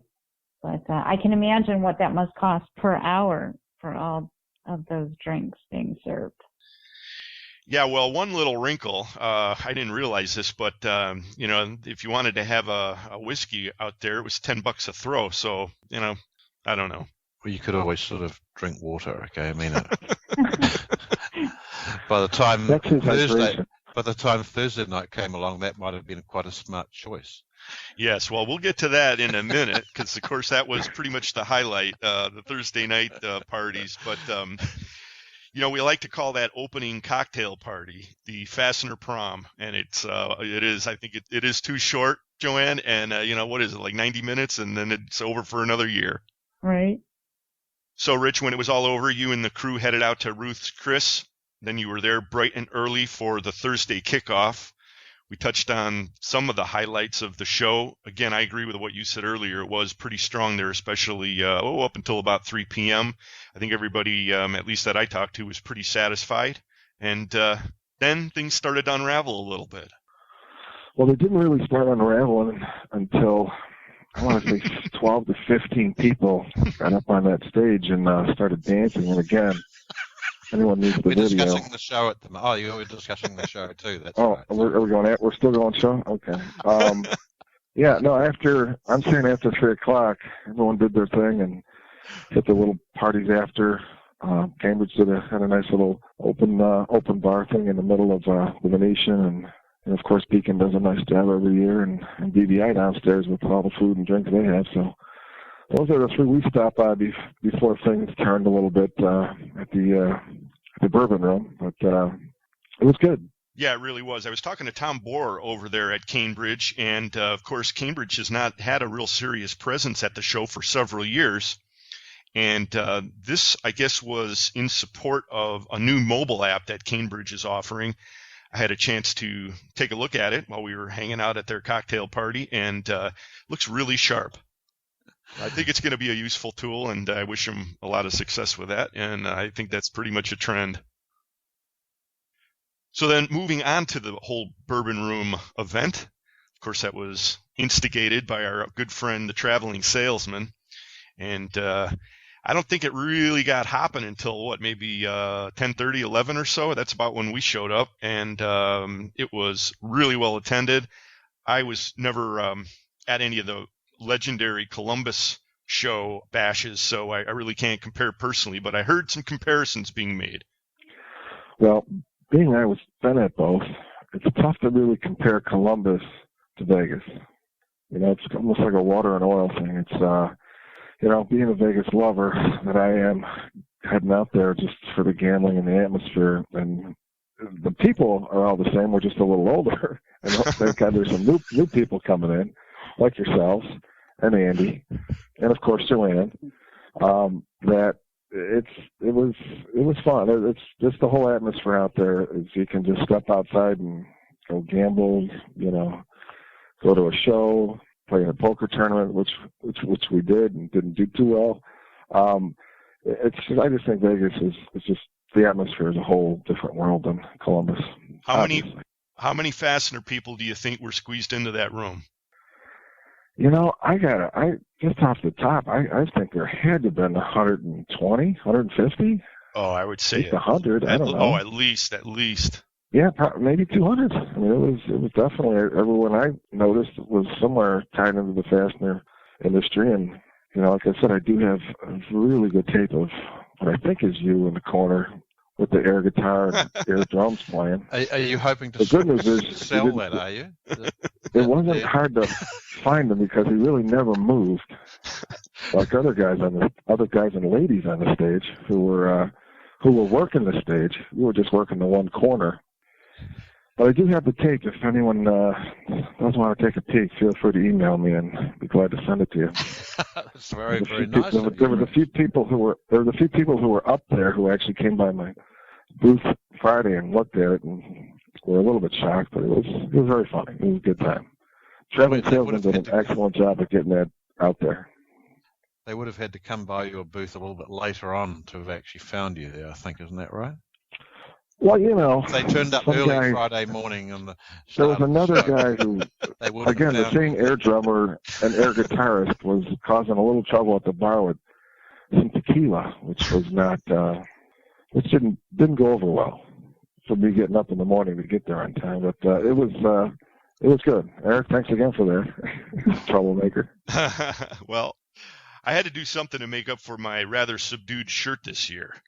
Yeah, you know what? That definitely, compared to last year's shirt, was kind of boring. But I'm just going to leave it at that. Well, we had to pass the torch. I saw Andrew Nagy from the Solution Industries team, and he looked real sharp in that this year. So who knows who will wear it next year? Well, I'll take a pass on that. You're going to take a pass? I'm taking a turn Joanne, with the shirt. Joanne, on you, that thing would be like a Fastener burqa. Yeah, it would be like a robe or a greatcoat or something. Yeah, he actually flew out on the plane with us with the shirt all the way on. So they made him fly out there 6 hours with the shirt all day, all night. I don't think he had it on the next day, but it's good. Those guys have a lot of fun with that, and it works out well. Oh, yeah. Don and John are shrewd marketers. Now, you've been conspicuously quiet, Joanne. What kind of mischief did you get into? Come on. Well, actually, I was thinking when Rich was saying, about the Columbus days, and sadly, I put in a few of those events myself. Of course, Rich, you would have never recognized me because I was, about half my age back then. Looked a lot different, but I also used to hang with the late crowd. So I've noticed that, this year's event, I was kind of like going with the early crowd, and I snuck out right when things were really starting to go crazy. But one of the things I noticed, it was a lot of fun. They were starting to fill up, but I was seeing a lot of the younger Fastener folks too. I actually met a handful of the younger crowd, the up and coming, they were looking to see who else here, who can I network with. And I was excited to see that because it wasn't just fun back in our day. It was, it was productive, fun and productive. And, you had a cocktail or two. So I'm happy to see that next generation, also interested in that opportunity. So, I can't hang with you big boys anymore. I'm a lightweight. But I like to see the young people there, and I'm glad to hear you were putting on such a great show for them too. I'm sorry I missed that. I missed it too, and I'm a young guy. And you need to get your Vegas game upgraded next year. I know. I gotta make some new friends. I took it easy. I just lost it all on the craps table, so that's what I did. Whenever the traveling salesman says to be somewhere, you just have to follow his lead. He's the wisdom of our industry. Yeah, that's my mistake. Next year, I will be sure to follow him and Eric. There you go. Apparently. Hold on, that is a whole other story, which you might want to call me on the side for that too. Yeah. Okay. Yeah. Just for the little info on that one. Hey, and now, Andy, you mentioned earlier that you had run down to the Buckeye booth a couple of times to grab some old Rusty Bolt beer. What was your review of that? It's a good beer. The only issue I have with it is how small the cup is. But the beer itself is excellent, so I had to go up a few times. But it's a good beer, and I like what they do there. The old Rusty Bolt, it's very clever. And they get it from a brewery. I don't know where. I gave me a cup. It was on there or something like that. But yeah, it's a great beer, and this I believe is the second year they've done it, or at least the second time I've seen it. And I was there last year as well. Now, did you get a chance to ID the traveling salesman? I mean, could you pick him up out of a lineup? I'm not there yet. I have a few clues on who he is and what he looks like, but I just could not. No, I couldn't. Well, you have to turn up to the bourbon room next year. I know. I just feel like I know him really well, but at the same time, I don't know him. So I can't. Well, I could not. I mean, I think we're getting closer to his true identity. And he must have this power to cloud men's minds, because I know I've met him, but I just really couldn't tell you how to get a hold of him or what he looks like or anything. Either that or they're putting roofies in the old Rusty. Yeah, right. Yeah, that could be.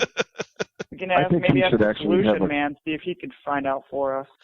I think he should have a coming out party next. He should have a coming out party next year.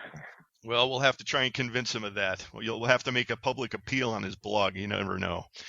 Now, with all the great things that did go on at the show this year, we also had a few Well, noticeable absences as well. For example, we had no Tom Buttonbone. We had no John Butler from K&L, no Dan Zender, and perhaps most conspicuously absent this year was Andy Pelz. Andy Pelz, right. Where was he? Well, again, I couldn't tell you. I mean, obviously, he wasn't tooling around out on the Porteous corporate jet, as was the case a couple of years back. And right, yeah. But this does add another interesting wrinkle to the whole traveling salesman mystery, because there was a rumor going around at one point that Andy Pelz and traveling salesman were one and the same. Right. Now, I'll tell you someone who wasn't at all conspicuous by their absence was Russ Doran from Timberline Fasteners, who rushed over to our booth on the first morning to bring me a hat that I've been hinting at for the last 2 years. Hinting at? More like coveting. You're coveting a Timberline hat. The Timberline hat, yeah, I know. It's a Timberline hat that you've been coveting? Yeah, it's a cool hat. And I've been making all these hints on Fully Threaded Radio, and then he turned up and gave me one.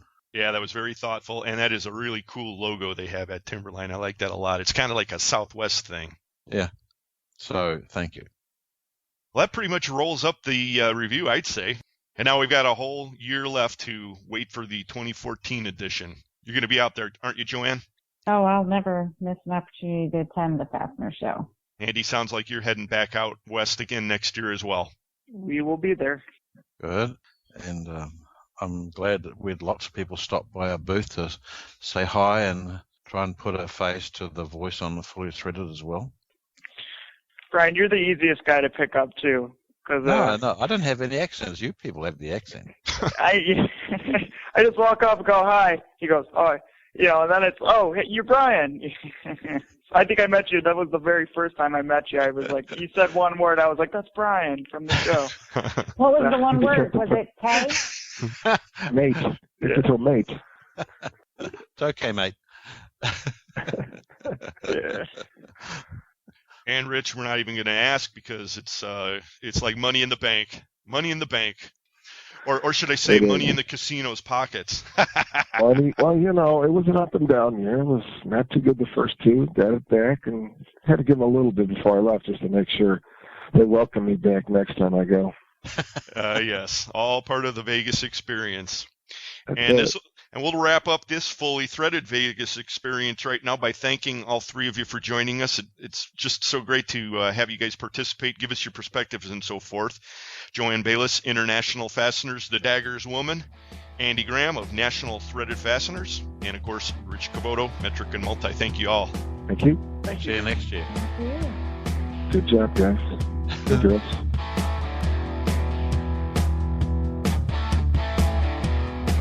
Well, Vegas is over, and soon so will episode 73. We'll be right back. It's Fully Threaded.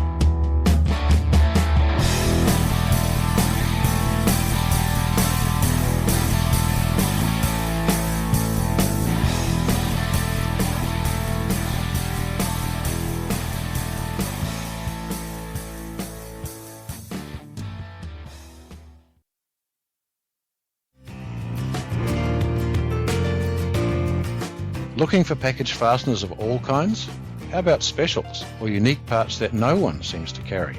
At Trinity Hardware Headquarters, we believe in parts done right, and our new catalogue is available online at trinityhardwarehq.com, featuring over 30,000 different types of fasteners available in package quantities, product kits, and assortments, including hundreds of hard-to-find parts as well as the most popular inch and metric sizes.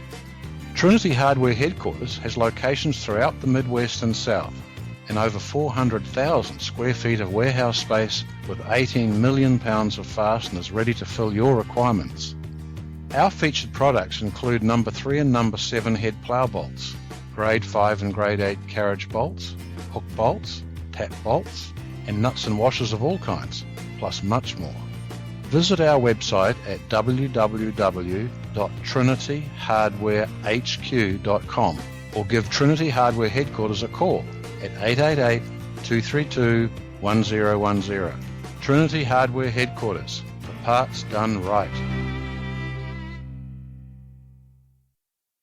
For a selection of hundreds of thousands of fasteners, check out your local Fastenal store or fastenal.com. We can stock domestic or internationally sourced product locally and keep your bin stock filled for you at no additional expense. We are a 9001-2008 certified company that's made a huge investment in quality control so you don't have to. And if you can't find it on our shelf, we can make it for you at the quantity you need at one of our many manufacturing facilities. Learn more by contacting your local Fastenal store or visiting fastenal.com today.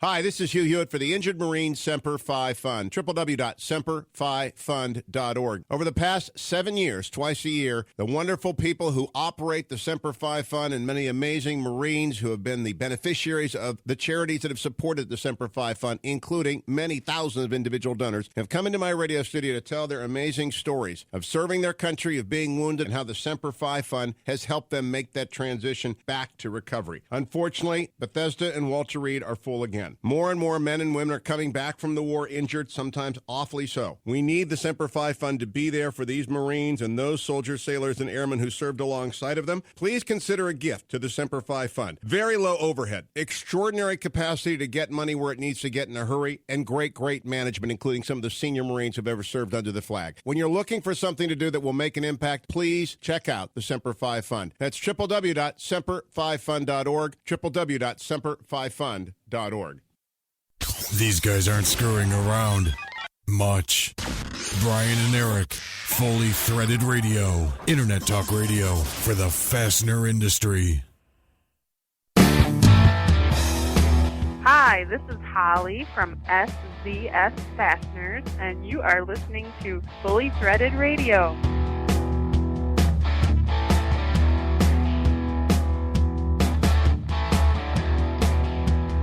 Brian and Eric back with you, having a funky, good fastener time as always. That's right. And we'll talk a little bit about the funky shenanigans that we had at the Bourbon Room in Vegas momentarily. But first, I'd like to point out, Brian, that we never get to use all of the stuff that we record, especially when we have these panels and we got so much to cover. We always have to cut out a little bit. And unfortunately, I just realized that we cut out one of Rich Cavoto's great comments that his favorite DIN number is DIN 939. Now, what is DIN 939? You would have to know this. What is that? I believe it's a stud. Does that sound right? Ah, yes. What would Freud say? Yeah, right.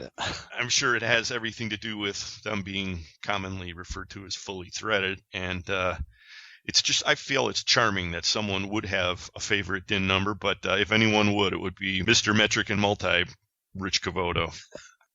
Right. Yeah, there were a few other choice lines that we had to cut out of that panel discussion, but I think overall it flowed pretty good, and sure do appreciate everybody joining us for that. The panel today was Joanne Bialas with International Fasteners. She's the Daggers woman. From National Threaded Fasteners, Mr. Andy Graham. And, of course, the amazing Mr. Rich Cavoto from Metric and Multi. Mike McNulty and Holden Lewis did a great job on the Fastener News Report, as always. Thank you, gentlemen. Yep. And we kicked off the show with Mr. Paul Vittori from the Socket Source. Good luck to you on your new endeavor, Paul. You're right. Plus, we had a cast of thousands joining in on our snippets, and that's always a good time. We appreciate you guys kicking in with us today. Right. Now, the cast of thousands, some of that was the background noise in some of our recordings. That's exactly right. 4,500 plus today, Bri. Right. That's right. And we couldn't do Fully Threaded without the support of our great sponsors. The title sponsors of Fully Threaded Radio are Stelfast. For service you deserve and people you trust, it's Stelfast. And Trinity Hardware Headquarters. Trinity, for parts done right. Fully Threaded is also sponsored by Fastenal, Buckeye Fasteners, Volt Industrial Plastics, Fastener Technology International, and Solution Industries. No S, home of Solution Man. Yeah, thank you, all of you. Get with us anytime. We'd be happy to hear from you. Our email address is ftr@fullythreaded. We also hang out on Twitter. under the handle Fully Threaded. From time to time, we put supporting links to the show up on Facebook. We've been doing a little less of that lately, simply because, I don't know. I guess I don't have a reason. Right. There's only 24 hours in a day. That's the main reason. But we'll communicate with you that way, too. So, not to beat a dead horse, I don't want to oversaturate the audience with Vegas coverage, but I don't think that we could consider our job truly done unless we pointed out some of the antics that did go on at the Bourbon Room, because one thing in particular really, I think, caught a lot of people's attention. And if you left, I guess this was going on probably about maybe in the vicinity of 11:30, but there were a couple of waves of people that got up on stage. They had a really great MC up there. He was all duded up in this like 80s rocker costume. That's kind of the theme of the room. And he was goading people on, and some people were getting up on that dance stage, and wow. And Rich Cavoto was taking pictures of it, which he showed the following morning. And that would have to be late morning, because that's when he probably turned up at the booth. Yeah, well, it gets better than that, Bri, because it wasn't just pictures, it was actual movies. And I'm aware of a couple of different versions of these movies. Now, fortunately, or unfortunately, depending on your involvement with this stuff, I haven't seen any of it wind up on YouTube yet. No, though, given how impressed John Gaudette seemed, maybe he might try and do that. Well, he's got his own issues, but we're not going to get into that, because what I'm going to say right now is I have a award to give out. I'm going to call this I'm going to call it the Blue Screw Award. There's a little blue screw head in the fastenersclearinghouse.com logo, so I haven't got an actual physical award for this yet, but there are two gentlemen who actually went above and beyond in the entertainment department at this event. And I can't really make up my mind which one of them outdid the other. So I'm going to say the first Blue Screw Award is going to go to both of Fast Comp, Jason Bertone, and of Stelfast, Mr. Todd McRoberts, who did this amazing guitar dance. I don't know what the event was. They brought him up there solo, and he was just going crazy. I know there's a few movies of this out there, and they are just fantastic. I mean, this guy was going, he was like, I don't know, Chuck Berry, Jimmy Page, Jimi Hendrix, all wrapped up into one. It was something to behold. Wow. In the fastener industry. See? Which industry again? I toyed with the idea of naming this episode the Fastener Soul Train, but I don't know. I figured that was too obtuse, so... But if you were there, you'd know what I mean. Sadly, I was one of the ones who left a touch early to get a good night's sleep so I could open the booth up in the morning. Well, that's what I call teamwork, my friend. Just as well. And this is also what I call another episode of Fully Threaded Radio in the can. Before anything more comes out. Yeah. Right. For Brian Musker, this is Eric Dudas. Get out there, sell some screws, have some fun, and please, by all means, never get sick or injured ever again. Keep the lid on that can very tight. We'll talk to you next time, everybody. See you next time.